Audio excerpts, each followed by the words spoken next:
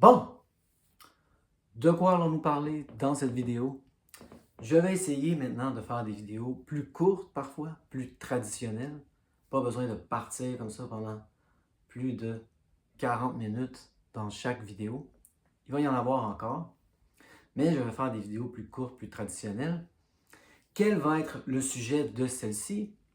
Ultimement, tout ce que ça prend dans le reconditionnement de la douleur, c'est un seul cas d'exception. C'est assez. C'est tout ce que ça prend. Initialement, évidemment, ce n'est pas le cas.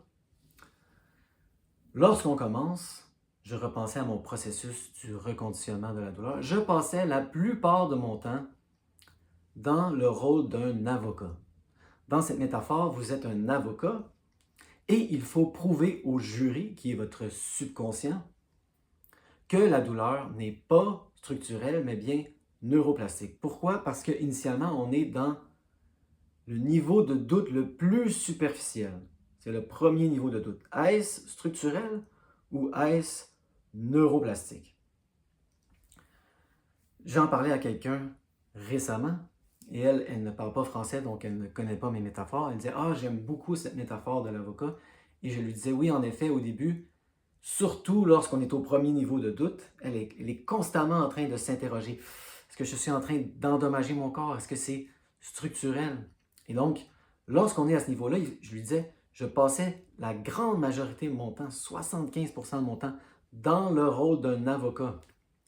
Comme ça. Et initialement, ça me prenait une quantité absolument incroyable de preuves. Il fallait que je présente comme ça des piles de preuves au jury qui était mon subconscient. Je présentais la preuve A, B, C, 1, 2, 3, X, Y, Z, comme ça. Et même à ça, le jury ne semblait pas convaincu. Je les voyais comme ça. Si vous n'êtes pas convaincu, je viens vous présenter 9 preuves. Non, non, ça va nous en prendre un peu plus. Mais plus on se pratique, plus on devient un avocat compétent, convaincu et convaincant pour le jury. Et ultimement, tout ce que ça prend, c'est une seule preuve, un seul cas d'exception. Et on devient un expert à trouver le bon cas d'exception. Toutes les preuves, évidemment, ne sont pas égales. Il y a des preuves plus circonstancielles, mais on devient bon à trouver la preuve.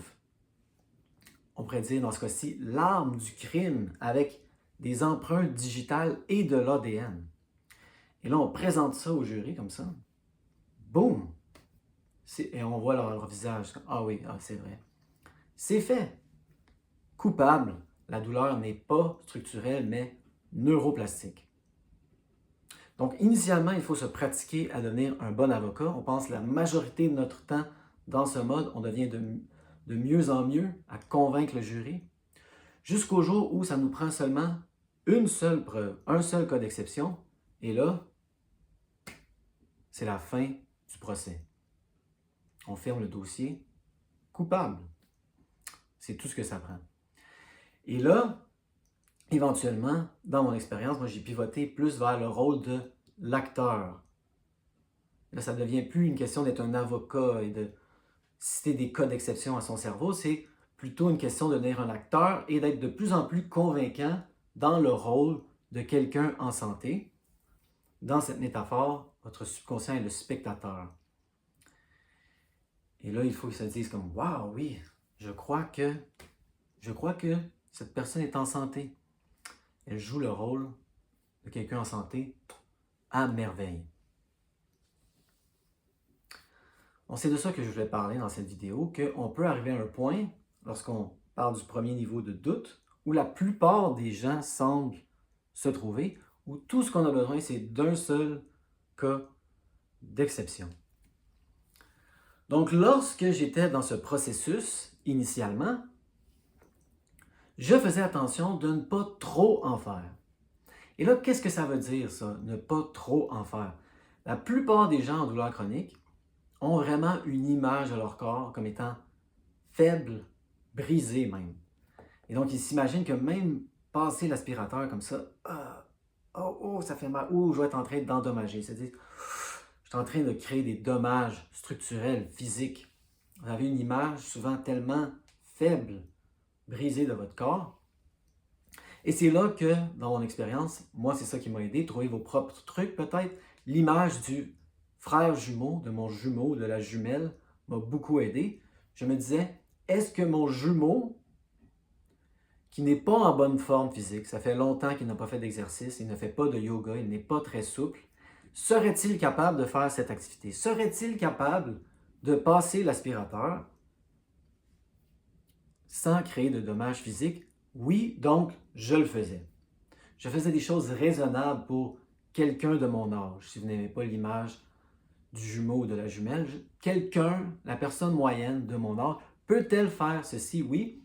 Je n'exagérais pas. J'ai commencé à faire de la bicyclette, un peu de bicyclette, de la nage, de la course à pied. Même à ça, évidemment, mon cerveau a pleuré, me disait, tu en fais trop, tu en fais trop. Nous occasionnons des dommages physiques. Et je disais, non, mon jumeau serait capable.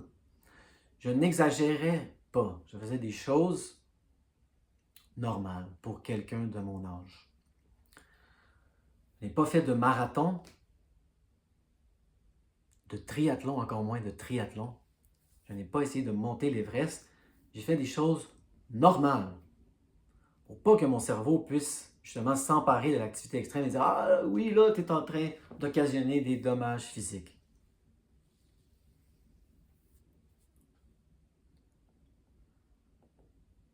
Et en m'entraînant comme avocat, j'ai réussi à le convaincre en ayant besoin de moins en moins de preuves. Mais là, ce qui est intéressant dans ma vie, c'est que c'est la première fois depuis que j'ai fait mon reconditionnement de la douleur où je fais quelque chose d'extrême. Je fais quelque chose qui pourrait occasionner des dommages dans certaines personnes de mon âge, peut-être même mon jumeau. J'ai commencé à marcher des heures et des heures et des heures chaque jour et à monter des quantités incroyables, monter et descendre, évidemment, je ne fais pas que les montées, d'escalier. Et là, ça, il y a des gens où ça peut causer des problèmes structurels, faire ça autant. Et à un moment donné, j'ai commencé à développer des petites douleurs aux pieds qui ressemblaient étrangement aux premières douleurs que j'ai eues. Moi, toutes mes douleurs ont commencé dans les pieds. Si vous connaissez mon histoire, c'est tout a démarré des pieds, là, ça s'est répandu comme ça à travers mon corps comme une traînée de poudre. Et là, c'est ça, je marchais des heures et des heures chaque jour, je montais, descendais l'escalier. La douleur au pied est revenue un jeudi. Jeudi après-midi, jeudi soir, vendredi matin, oh, la douleur au pied. Est-ce structurel? C'est ça la question. Hein? Est-ce structurel? Je ne suis pas un fou, je ne veux pas endommager mon corps. Et donc, je me suis mis comme ça à la recherche d'un cas d'exception. C'est ça qu'il faut faire. Vendredi, je continue à marcher comme ça, j'ai mal aux pieds. Et là, mon ami m'appelle et il me dit, est-ce que ça te tente qu'on aille dans un chalet? Ça fait de ça quelques semaines, un chalet dans les Laurentides. Il dit, ah oui, ça ferait du bien de sortir de l'île de Montréal pour la fin de semaine. Et là, j'arrive chez moi, je commence à faire mes bagages et je n'ai plus mal aux pieds. Boum! Cas d'exception. C'est tout ce que j'ai besoin maintenant. Et là, je suis allé au chalet, comme ça, je suis allé dans les bois. J'ai fait du jogging, j'ai fait toutes sortes d'activités. Je n'avais pas mal aux pieds. Cas d'exception. Ça, c'est l'arme du crime avec des empreintes digitales et de l'ADN. Présente ça au jury. Ce n'est pas structurel. C'est tout. Dossier clos. Pas structurel. Neuroplastique. Et là, lundi, je recommençais comme ça à marcher. Quantité énorme de marches comme ça, et monter des marches. Des fois, on appelle ça comme ça, monter des escaliers. Et là, la douleur essaie de revenir un peu. Non, non, non, non, non. Le dossier est clos. Ce n'est pas structurel. Donc, je ne me suis pas inquiété. Et si on arrête de s'inquiéter, le subconscient, le jury, éteint la douleur. Donc, c'était ça ici le message de cette vidéo de 10 minutes pour le moment. Ultimement, lorsqu'on a beaucoup de pratique, tout ce qu'on a besoin, c'est d'un seul cas d'exception. Quand on y pense, c'est tout ce que ça prend. Pourquoi ça prendrait plus? C'est la preuve. Ce n'est pas structurel. Donc, mon subconscient, qui est le jury dans cette métaphore, a éteint les symptômes. Maintenant, des fois, même si on a réglé le premier niveau de doute, on est sûr, OK, ce n'est pas structurel. La douleur peut persister. Et là, c'est une autre stratégie qui entre en jeu. Ce n'est plus l'avocat qui entre en jeu, c'est plutôt un travail, je crois, somatique, d'apprendre à être avec les sensations dans un état d'ouverture, d'accueil. Et là, même, ce n'est plus une question est-ce structurel, est-ce neuroplastique. On a réglé le cas, oui, on sait. Je sais, c'est neuroplastique. Mais on résiste parce que on sait qu'on n'est rien en train d'endommager. Il y a des gens qui me parlent de ça. Des gens qui me disent « Non, non, moi, je suis convaincu que c'est neuroplastique, TMS, peu importe comment on va appeler ça. Mais je déteste ces sensations. Je n'en veux pas. C'est désagréable. Ah, il résiste. » Et là, justement, ça devient un autre exercice, d'apprendre à être avec les sensations, rester ouvert.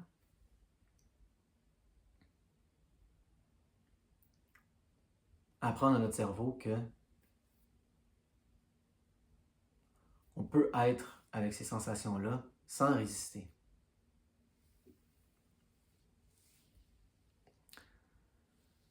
Donc, j'espère que cette vidéo a été utile. Ça peut vous orienter comme ça, où vous en êtes dans le processus. Est-ce que vous êtes toujours dans le premier niveau de doute? Est-ce structurel? Est-ce neuroplastique?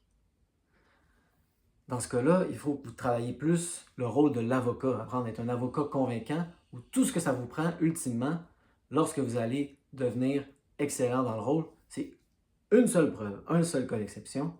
Moi, c'est ça qui est arrivé. Et là, ça a éteint la douleur comme ça, parce que je ne m'inquiétais plus. C'était réglé dans mon esprit. Je ne suis pas en train d'endommager mes pieds. C'était la douleur neuroplastique qui essayait comme ça de se repointer le bout du nez. J'ai dit non. Et elle est partie. Mais si vous avez réglé comme ça le premier niveau de doute, dites non, je suis pas mal convaincu maintenant que ce n'est pas structurel. Mais ça revient, les gens disent ça des fois. Les gens disent non, non, je suis convaincu que ce n'est pas structurel. À une rencontre, puis là, à une autre rencontre, on sent que le doute revient. Parce que ça fluctue, c'est ça. On peut être convaincu un mardi et là, douter le mercredi. Ça fluctue. Donc, des fois, il faut revenir dans le rôle de l'avocat. Mais moi, en janvier, c'est ça, c'est que j'ai eu une période de douleur de 20 jours qui est restée. Et là, c'était pas une question autant d'être un avocat que d'apprendre à être avec les sensations. Et là, c'est un travail plus somatique. Rester avec, sans juger, sans vouloir s'en débarrasser. C'est vrai. Ce n'est pas dangereux. Là, on pivote plutôt, comme je le disais, dans le rôle de l'acteur. On joue le rôle comme ça, de quelqu'un en santé. On n'est plus un avocat qui essaie de prouver quoi que ce soit. On se perd dans le rôle de l'acteur en santé. On vit notre vie comme ça. 15 minutes, c'est assez. Donc, j'espère que cette vidéo a été utile. ultimement, tout ce que ça prend, c'est un seul cas d'exception.